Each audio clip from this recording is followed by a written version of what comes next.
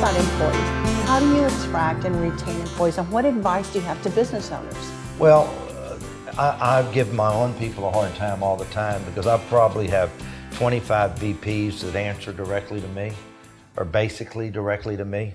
They can come to me and I deal with them on a daily, weekly basis, monthly basis, and I've never lost any of them. I'm not going to say never, but just look at the longevity. My two assistants out here, 27 and 26 years.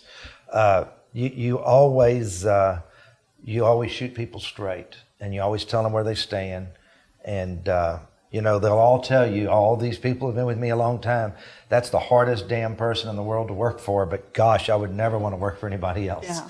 And I think it's being the bull, which I talk about, and it's being a strong leader. And people love working for a strong leader. Sure. Let's talk about television. That TV show has been just an extraordinary opportunity for entrepreneurs. What did you learn from that? I learned that all young entrepreneurs a lot of times think that they have the best product in the world, and they don't realize that you can get the same product right down the street. And even though the ones who had a great product, then they don't know their numbers. And so you have to know all aspects of business. You have to understand operations. You have to know your numbers. You have to know if you have a good product. You have to know marketing.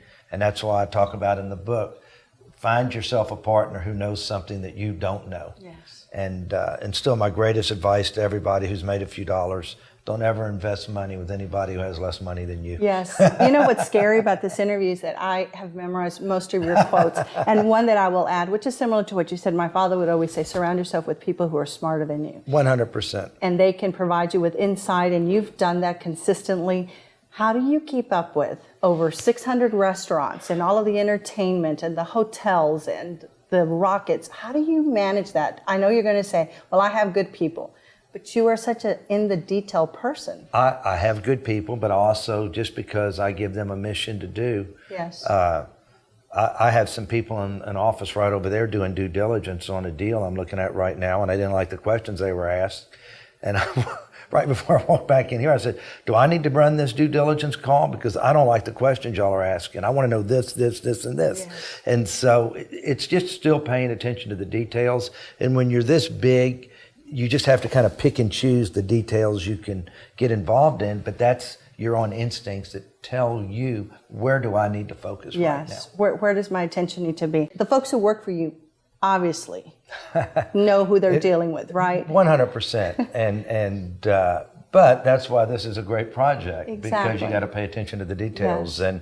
And it's the reason that the organization that you run today is so successful, is because you pay attention to the details. We both operate by the same rules. Yeah, it's necessary. And I remember inviting you to the luncheon, and I was a pleasant stalker, as you know, 3 years calling Rhonda and calling your team and looking for you at U of H games and everywhere else I could. And you said, well, I don't do that. And I said, Tillman, we need you to do this. And then you absolutely came out to about 2,000 people, which I know surprised you when you walked into that big luncheon. It did.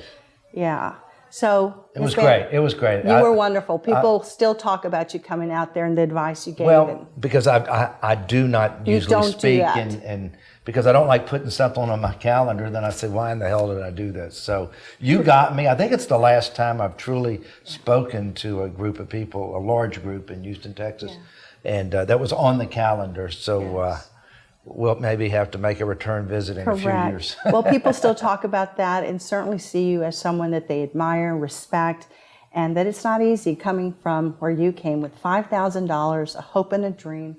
Did you in your mind think that you would accomplish so much? Let me just say this, okay?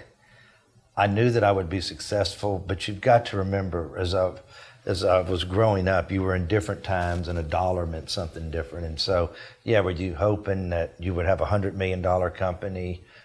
Yes, that was your dream. You didn't think about having a company that did $1 billion in revenue and then $2 billion in revenue and now over $4 billion in revenue. And, I did dream early on that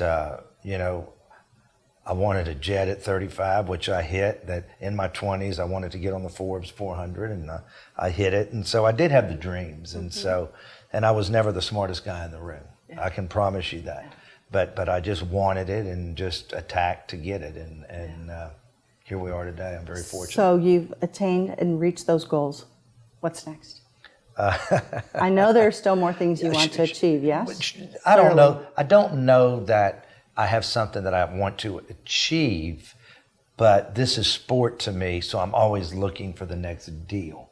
At some point, you can't keep chasing, and you have to be content and happy. And the Rockets were kind of that last deal that just really made me happy. Yes. And at some point, if you can't get satisfied, you're going to be an unhappy person. I have to say I'm very satisfied. But am I chasing the next deal? Absolutely. Correct. But also enjoying the journey and Absolutely. the process. Yes. Truly enjoying the journey today. So as we close, let's talk about Houston. You've done so much for this area, for our country, but let's talk about Houston. What do you see as a great opportunity for our city? I think that we continually need to work on tourism. We're starting to become a convention city, but when you think that we're nearly the fourth largest city in America, we're kind of 3.5, if not 3.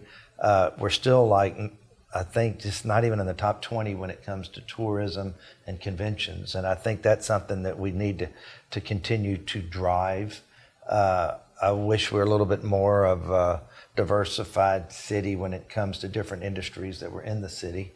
But we're getting much better. I think we've accomplished a lot in what we've done with our downtown area, and all we can do is strive to get better. Do better, do more. Well, thank you for your time. On behalf of the Hispanic Chamber of Commerce, we appreciate all that you do and for supporting our chamber. Hey, and I appreciate you and the whole chamber, because y'all definitely have got it going. Thank you so much. Thanks for joining us. We'll be right back.